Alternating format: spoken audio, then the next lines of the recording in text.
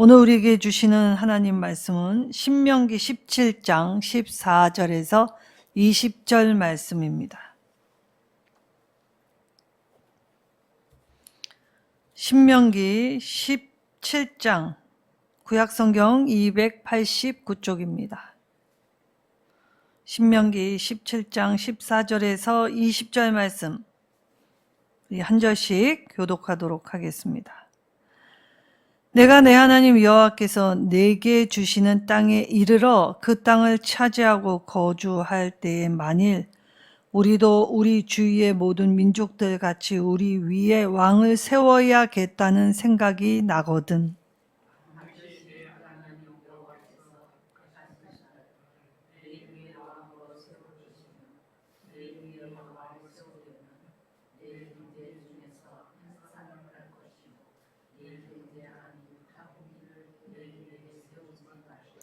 그는 병마를 많이 두지 말 것이요 병마를 많이 얻으려고 그 백성을 애굽으로 돌아가게 하지 말 것이니 이는 여호와께서 너희에게 이르시기를 너희가 이후에는 그 길로 다시 돌아가지 말 것이라 하셨음이며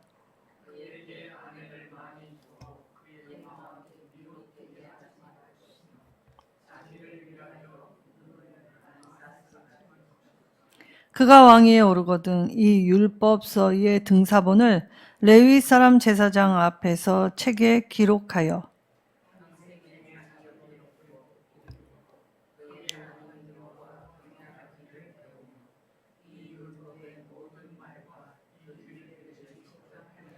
함께 읽겠습니다. 그리하면 그의 마음이 그의 형제 위에 교만하지 아니하고 이 명령에서 떠나 좌로나 우로나 치우치지 아니하리니 이스라엘 중에서 그와 그의 자손이 왕위에 있는 날이 장구하리라.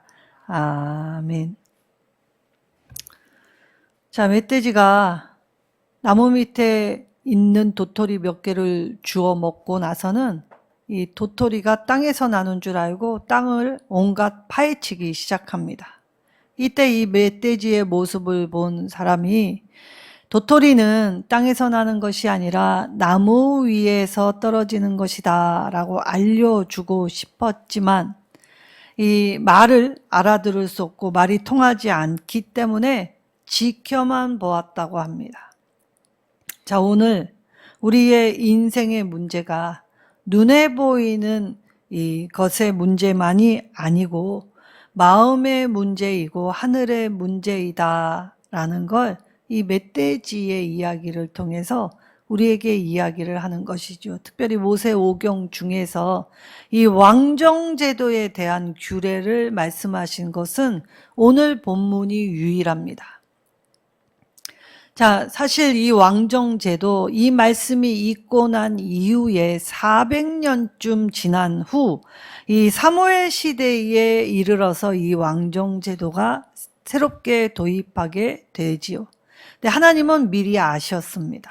그래서 사실 이스라엘에게 있어서 하나님이 왕이 되셨기 때문에 왕을 구할 필요가 없었는데도 불구하고 하나님은 백성이 원하는 걸 아셨기 때문에 오늘 미리 이 예언의 말씀을 통하여 이 왕정제도에 관해서 말씀을 하시죠. 이때 14절에 이 세워야겠다는 생각이 난다라는 표현을 하셨습니다. 주위의 모든 민족들 같이 우리 위에 이 왕을 세워야겠다는 생각이 나거든 이라고 표현하셨죠.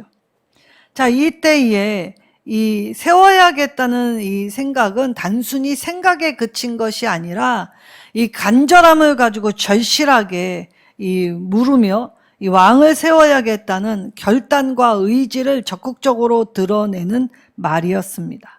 누가 이 왕을 세워야겠다는 생각이 났다는 것입니까? 이스라엘 전체 모두의 생각이 그러하였다는 것이지요. 그래서 이 생각에 머문 것이 아니라 이 생각을 적극적으로 행동하게 될 때 15절에 자, 너희 형제 중에서 세우라. 반드시 세운다. 백성이 원한다면 이라는 뜻을 가지고 있습니다. 그러니까 하나님은 하나님의 뜻은 아니었지만 백성이 너무나 원했기 때문에 하나님은 이제 왕에 대한 제도를 설명하실 때에 이 너의 형제 중에서 세우라라고 하셨지요. 그래서 이스라엘의 왕은 동족이 아닌 타국인을 왕으로 세워서는 안 되었던 것입니다. 그리고 나서 17절에 그 왕의 제도가 가질 이 폐해, 그리고 이 바라는 것과 달리 이 왕정제도의 이 단점들, 이것들을 설명하실 때 이 17절에 그의 마음이 미혹되게 하지 말라라고 말씀하시죠. 그리고 많이 쌓지 말라라는 말씀을 하십니다. 그러니까 우리가 이 땅에 살면서 직면하는 문제는 보이는 것이 다가 아니라 바로 영적인 문제. 그래서 이 마음의 문제요, 하늘의 문제다라는 말에 공감하며 이 말씀을 볼 때 이 미혹되다라는 표현은 마음을 돌이키게 한다라는 뜻입니다. 자, 자신들이 원한 왕이 이 자신들을 우상 숭배하게끔 마음을 돌이켜 이 하나님의 뜻의 대리자로서의 직임을 감당한 것이 아니라 오히려 이 백성들의 마음을 변화시키는데 이 앞장서서 우상 숭배하는 죄를 범하게 할 때 앞장섰던 사람이 왕이 될 수 있다는 것이죠. 자, 이때 오늘 성경에서는 많다, 단순히 많음이 아니라 엄청 많다라는 뜻을 가지고 이것을 번역할 때 너무너무 많아서 쌓아둔다라는 표현을 하셨던 것입니다. 그러니까 사람은 적당이라는 걸 모르지요. 하나로 만족하지 않습니다. 그리고 가진 것에 만족하지 않고 더 가지려고 할 때, 자, 쌓을 정도로 가지려고 하는 인간의 욕심, 탐욕이 바로 우리의 삶을 더 황폐케 만들고 우리의 삶을 더 어렵게 만들고 있다는 것입니다. 자, 그리하여서 오늘 이 왕의 제도에 대해서, 왕의 자격에 대해서 말씀하시고, 그리고 왕이 지켜야 될 규례에 대해서 말씀하시며, 또 왕을 통해 하나님이 이 땅을 어떻게 다스리실 것인가에 대해서 미리 말씀하여 주셨지요. 자, 그 당시에 나라의 왕들은 어떠한 원리로 왕이 되었느냐? 많이 가지고 많이 능력이 있고, 그리고 그것을 표현해서 최고의 권력의 자리에서 자신 마음대로 할 수 있는 자리가 이 왕의 자리였습니다. 그래서 왕이 어디까지 교만해졌느냐? 자신을 신격화할 정도로 높아졌던 것이 세상의 왕이었지요. 자, 그 중에 가장 강대국이었던 이집트 왕이 있었습니다. 자, 이 이집트 왕이 강대국으로서 강력한 힘을 펼칠 수 있었던 건 바로 말이었습니다. 자, 우리가 말하는 말이 아니라 이 움직이는 말. 자, 그 이집트는 이 말을 잘 조련하였고, 그리고 이 말을 통하여 이 전차를 개발하였지요. 그래서 전쟁의 기술이 아주 타국보다 굉장히 한 발 더 앞섰고, 그리고 이 이집트의 말로 이집트는 더욱 부강하게 되었습니다. 많은 나라에 말을 수출했기 때문입니다. 자, 그때 말로 유명했던 이집트. 자, 말을 보급할 때 말은 이제 전쟁 무기로 돌변을 하지요. 그래서 이 전차는 군사 강국이 이집트였음을 대변했던 말입니다. 자, 군사적으로 이들은 이제 중요한 수단이 있었기 때문에 항상 강력한 군사력과 앞선 기술로 자부했던 나라가 이집트였지요. 자, 그럴 때, 자, 우리가 서부 영화를 보면 말을 탈 때 말을 올라탈 수 있는 고리가 하나 있지요. 그래서 사람의 발을 거기에 끼고 말을 올라타고 말에서 떨어지지 않게 하는 이 장치가 등자라고 합니다. 근데 이 고대에는 등자라는 것이 없었습니다. 자, 우리나라 이 5세기에 이 고구려 시대에는 등자가 나타났지만 사실 이때의 이 서방 쪽에 있는 문명에는 이 로마 시대에도 등자가 등장하지 않았을 때이니까 등자 없이 말을 조련하고 거기에 전차, 기술력이 있었다는 건 굉장한 이 충격적인 그들의 강력한 힘을 의미하는 것입니다. 등자 없이 말을 잘 탈 수 있다는 건 그들이 그만큼 이 말에 대한 조련술과 그리고 이 말을 자유자재로 움직일 수 있고 또 말과 함께 엮은 전차, 이집트의 전차는 굉장히 강력한 살상 무기였습니다.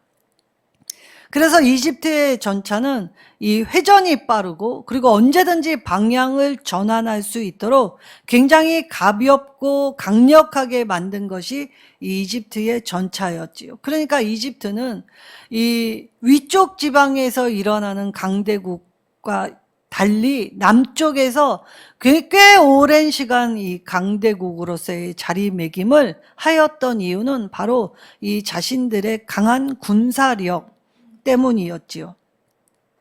그러나 그들이 아무리 강한다 한들 하나님의 손 아래에서는 하찮은 존재가 이집트 나라였다는 것입니다. 자, 그러면 왕이 되면 왕의 제1의 임무가 무엇이냐? 바로 전쟁을 수행하는 일입니다.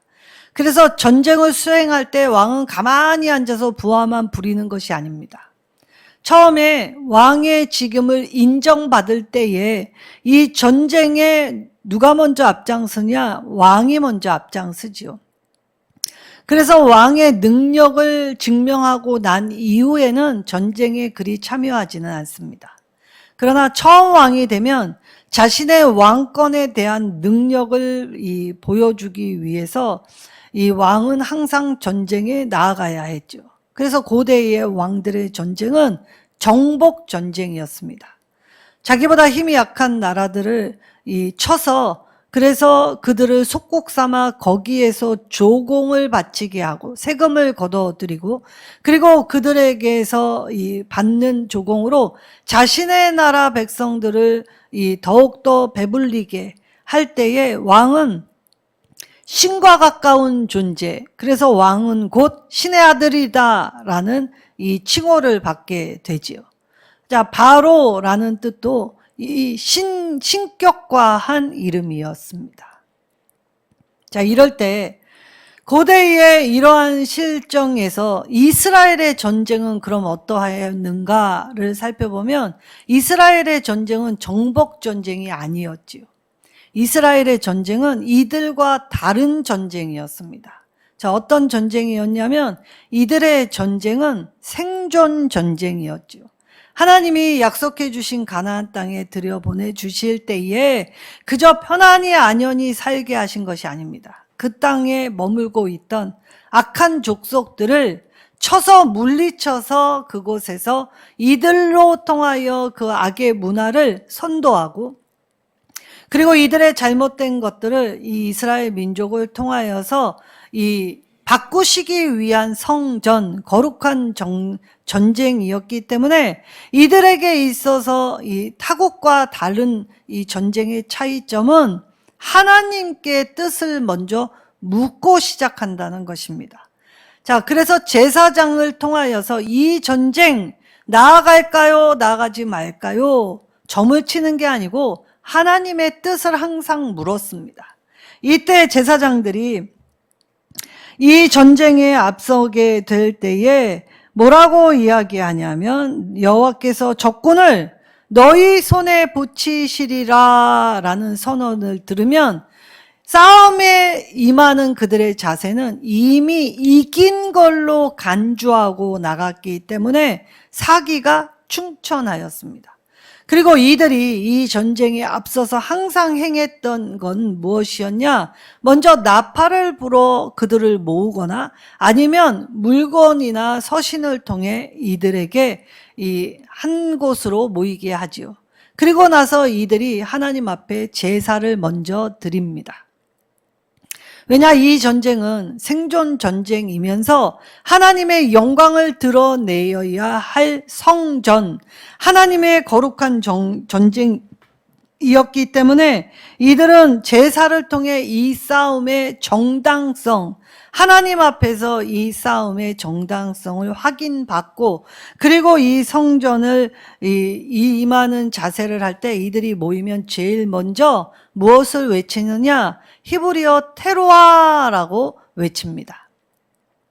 자, 이 테루아라는 이 뜻이 무엇이냐면, 이것이 이 속죄일이라는 이 뜻에서 나와서 이 기쁨의 소리, 또 이 경고하는 소리, 그리고 전쟁의 소리라는 뜻을 가지고 있습니다.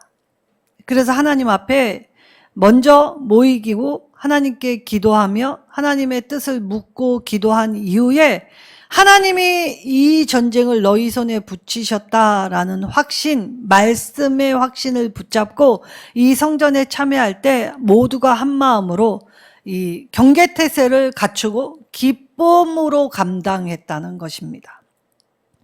자, 다윗이 이 부솔 시내를 건너가게 될 때 이 쫓아오지 못하고 남겨둔 부하가 있었습니다. 200은 남겨두고 400이 건너갔죠.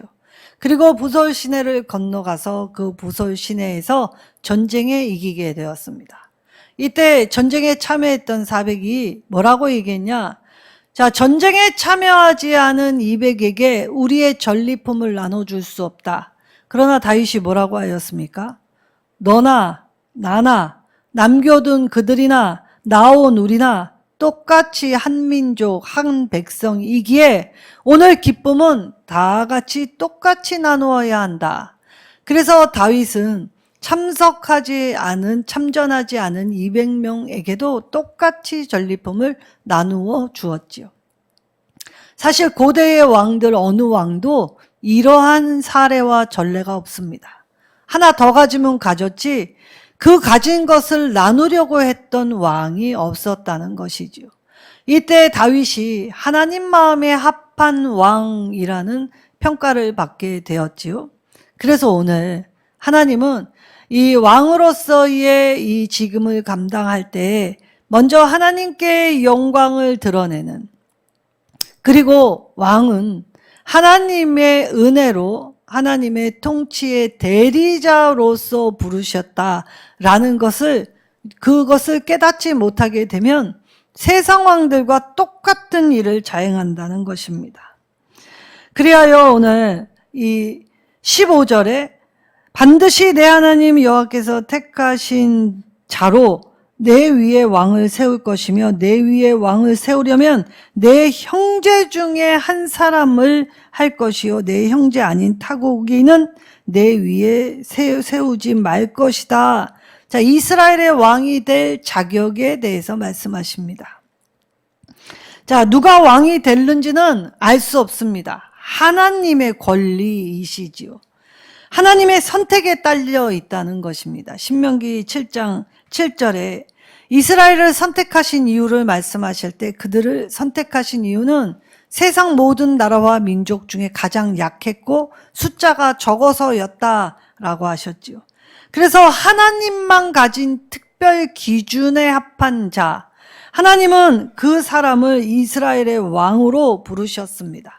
자, 그럼 이스라엘의 왕은 무엇을 하는 것이냐? 하나님 말씀에 순종하고 백성들 앞에 이 겸손하며 그리고 이 물질에 대해서 절제할 줄 아는 자 되어야 한다는 것이죠. 이방 왕들처럼 군림하거나 사치를 부리거나 그리고 자기 능력을 과신하거나 그런 왕이 다스리는 땅이 되면 그 나라 안에서는 하나님의 통치가 임하지 않게 된다는 것입니다. 하나님의 선하신 통치를 기대할 수 없는 땅이 된다는 것이죠. 우리는 열왕기서를 통해서 이 왕들의 실패를 똑같이 보았습니다. 하나님이 구별하신 왕, 하나님의 통치 대리자로서의 직임을 정확히 몰랐던 왕들이 세상 왕들과 똑같이 행하려고 할 때에 이스라엘이 얼마나 망가지고 또 얼마나 잘못된 길을 걸어갔나. 그런데 그 잘못된 길 위에 제1의 책임이 바로 왕을 보필하는 신하들, 관료들에게 있었다 하고 하나님은 선지자를 통해서 왕과 신하들을 문책하셨지요. 자, 그럴 때 16절에서 17절, 이제 하나님의 통치 대리자로서 왕이 행해야 할 규정을 말씀하십니다. 반드시 지켜야 하지요. 16절에서 17절의 말씀 안에는 3가지의 금지 규정과 1가지의 지켜야 할 규정을 설명해 주셨습니다. 자, 금지 명령 3가지는 아내를 많이 두면 안 된다라고 하였고, 그리고 이 재물을 많이 쌓아두지 말고 또 말을 많이 두지 말라라고 하셨습니다. 자, 아내, 사람에게, 남자에게 기쁨을 주는, 즐거움을 주는 대상입니다. 그리고 이 말은 군사력을 의미하지요. 이스라엘은 사람의 수가 많고 적음에 의하여 치르는 이 정복전쟁이 아니고 생존전쟁, 하나님이 앞서가셔서 하나님이 이끄시고 하나님이 허락하실 때만이 내가 그 땅을 차지할 수 있기 때문에 하나님 아닌 것, 좋아하고 사랑하고 의지하는 모든 것 금지라고 하셨던 것입니다.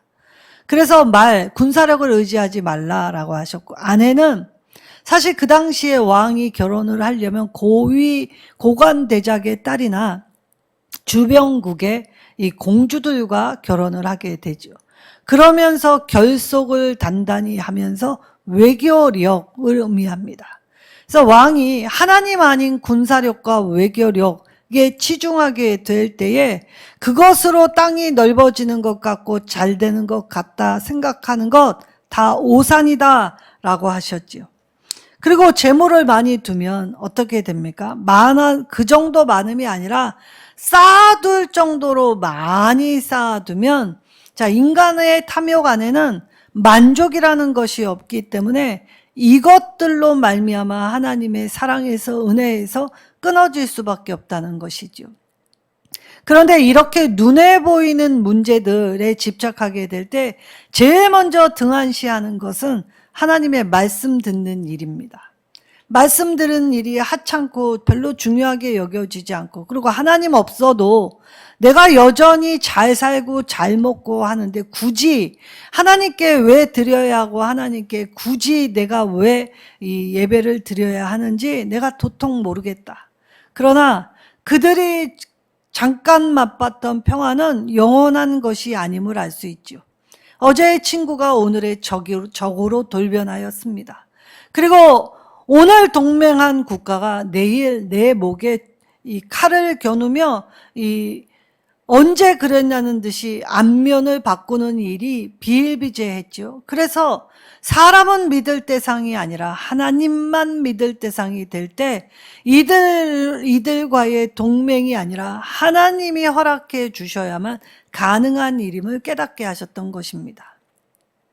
그래서 눈에 보이는 문제들을 따라가면 눈에 보이지 않는 하나님의 말씀을 등한시할 수밖에 없죠. 이때 율법서를 등사하라라고 하셨습니다. 자, 율법서의 등사본은 직접 손으로 쓴 것을 의미합니다. 자, 구약시대와 신약시대에는 이 서기관들이라고 하지요. 서기관들은 실제 허리에 먹그릇을 차고 거기에 이 붓을 담아 이 글을 쓰게 될 때 그들의 철두철미함은 하나님이라는 단어 하나만 나와도 붓을 내려놓고 가서 목욕 재개한 이후에 필사를 할 정도로 꽤 열정적이고 성심을 다하여서 이 하나님의 말씀을 등사하는 일을 부지런히 행했던 그룹들이 서기관 그룹들이었습니다. 그런데 이때 왕이 하나님의 율법서를 등사할 때에 어디서 하라고 하셨냐면 제사장 앞에서 손으로 쓰라라고 하셨죠. 왜냐?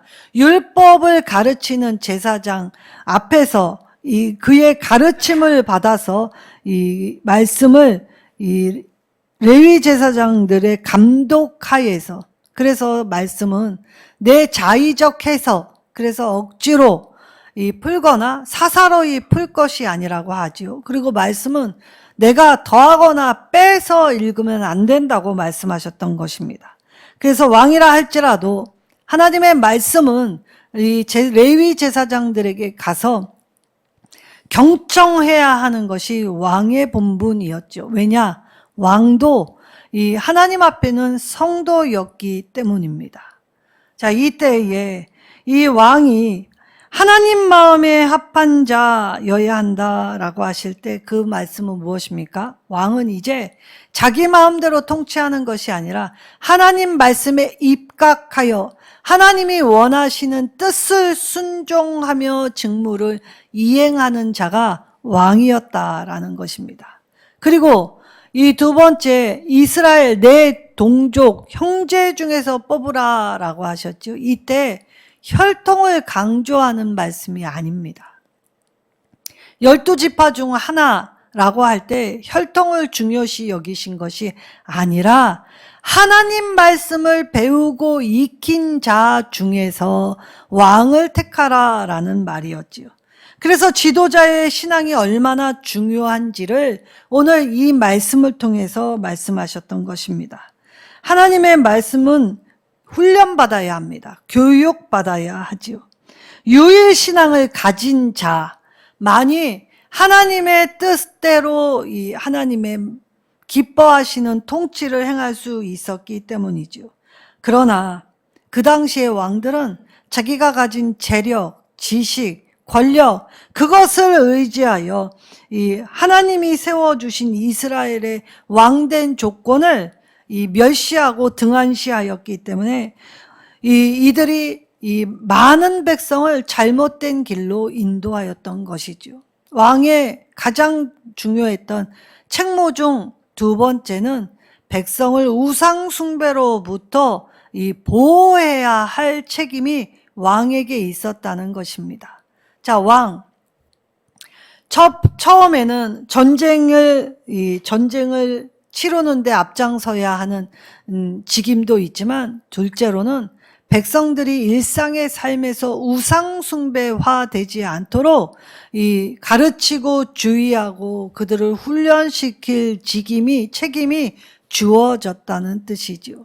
그러나 왕은 백성들을 오히려 미혹하여 하나님의 뜻에 반하여 하나님의 뜻에서 돌이키게 하는 일들을 자행하게 되죠. 하나님의 말씀을 곁에 두고 읽으라는 말씀 듣지 않습니다. 그리고 선지자들이 와서 전해준 말에도 콧방귀 하나 끼지 않고 들은 척도 하지 않지요.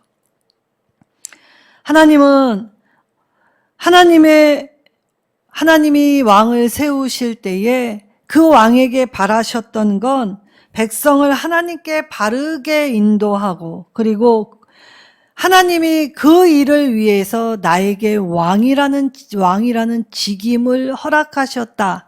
그래서 의무와 책임을 짊어지고 백성들의 삶을 하나님 앞에 세우는 사람이 왕된 자가 되어야 했는데, 오히려 이스라엘의 왕은 하나님의 말씀을 듣지 아니하고, 그리고 이 형제들 사이에 뽑혔다라는 건 사실 백성이나 나나 하나님 앞에서는 매 한 가지였는데, 그만 왕이라는 직위를 받을 때 나는 너보다 높은 자, 너보다 탁월함이 있는 자라고 착각하여, 그래서 하나님 주시는 권세와 능력을 가지고 백성을 섬긴 게 아니라 백성을 학대하고 백성을 억눌리며 그렇게 잘못된 길을 걸어가면서도 내가 왕이다라고 자랑만 하였다는 것입니다.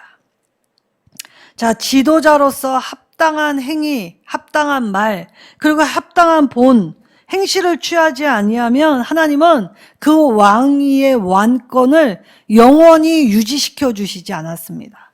다른 이에게 넘겨서 이 왕의 통치를 다른 이에게 이양시켜 주시죠. 그때 바르게 이양하지 않습니다. 우리는 북이스라엘의 역사를 통해 서로 죽이고 죽고 서로 모반하고 배신하는 치욕의 역사. 그래서 결국 그들의 행위로 나라가 멸망하는 것을 보고야만 치욕의 역사를 우리는 이스라엘 역사를 통해 보고 배웠습니다. 그럼 오늘 우리의 삶은 어떠합니까? 우리도 별반 다르지 않는 삶을 살아가고 있다는 것이지요. 이때에 우리가 정치 위정자 원망하고 그리고 어느 특정 계급 그들의 잘못을 지적하기에 앞서 나는 오늘 하나님의 사람으로 바르게 서고 있는지 회개하고 점검하여 나부터 변화하는 세상이 되라고 하시죠. 왜냐? 저와 여러분에게 왕 같은 제사장으로 부르셨기 때문입니다. 그래서 우리는 이 땅에서 왕 같은 제사장으로서의 직임을 반드시 감당해야 하지요. 그렇다면 오늘 왕에게 하라고 하신 것과 하지 말라고 하시는 것, 바로 우리의 삶에 많이 쌓아두는 일, 다 헛된 일이다 라는 것이죠. 우리는 뭐 없어서 힘든 것이 아니라 너무 많아서 문제를 일으킬 때가 더 많다는 것입니다. 그리고 하나님의 말씀을 심상히 여기면, 경홀히 여기면, 조급함으로 우리가 가볍게 듣고 넘기면 결국 우리의 결국도 매 한 가지이다 라는 사실을 오늘 이 말씀을 통해 보았다면, 오늘 이제 구원을 허락해 주신 하나님이 저와 여러분의 이름을 부르셨습니다. 우리 한 사람 한 사람을 사랑하셨고 우리 한 사람 한 사람을 불러주셨지요. 그래서 부르신 곳에서 예배하는 자로 삼아 주셨습니다.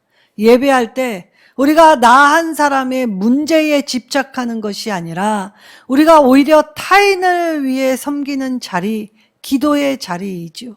그리고 우리가 타인을 살리는 자리, 사랑을 나누는 자리입니다. 그 예배가 일상이 되고 예배의 사랑의 깃틀 위에 세워질 때 하나님의 선택은 후회함이 없으시다 말씀하셨죠. 오늘 저와 여러분을 부르시고 구원받은 백성 삼아 주실 때 하나님은 한 번도 우리의 어떠한 행위로 후회하시지 않습니다. 내가 미련을 떨고 고집을 부리고 잘못된 길을 갈 때는 더 안타까워하시며 슬퍼하시죠. 그리고 하나님은 내가 조금 잘했다고 스스로 높아지는 것, 그거 좋아하시지 않습니다. 하나님 앞에서는 오늘 왕이 책임져야 할 일, 우리가 하나님 앞에 많이 쌓아두는 것이 아니라 많이 나누는 일로 하나님을 기쁘시게 하고, 그리고 하나님의 음성에 귀 기울여 하나님 마음에 합한 자로서 오늘 하나님만이 나의 구주이시고 나의 주인이십니다. 주님은 나의 하나님이 되십니다. 라고 결단할 때에 오늘 나를 통해서 내 삶의 자리가 바뀌어지고 변화되고 그리고 나를 통해서 하나님의 능력이 드러나게 될 때에 겸손히 하나님 앞에 무릎 꿇고 그리고 하나님의 뜻을 깨달아 하나님과 동행할 때, 하나님으로 가득 찰 때 그 아름다움을 우리의 삶 가운데 누릴 수 있게 해 주신다 말씀하십니다. 오늘 하나님의 선택을 받았기에 오늘 우리가 인생의 문제, 이제 눈에 보이는 것이 문제가 아님을 깨달을 때 하나님, 하늘의 문제, 마음의 문제임을 깨달았습니다.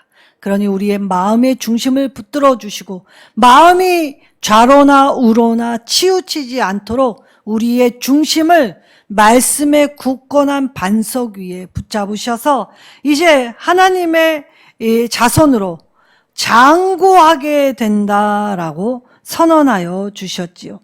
자, 길을 만들어 주시겠다라는 뜻입니다. 그러니까 내가 내 뜻대로 간다 할지라도 하나님의 이 진리에서 생명 가운데 사랑을 나누는 풍족함, 평안함 허락해 주신다라고 말씀해 주셨지요. 그래서 우리는 이제 하나님의 말씀을 붙잡고 그 약속 따라 그 길을 걸어가는 선택받은 자입니다. 우리 하나님의 선택에 후회 없으시도록 우리도 하나님 마음에 합하게 하나님을 기뻐하며 나아가시는 우리 일선 누림의 성도들이 되시기를 예수님의 이름으로 축원합니다.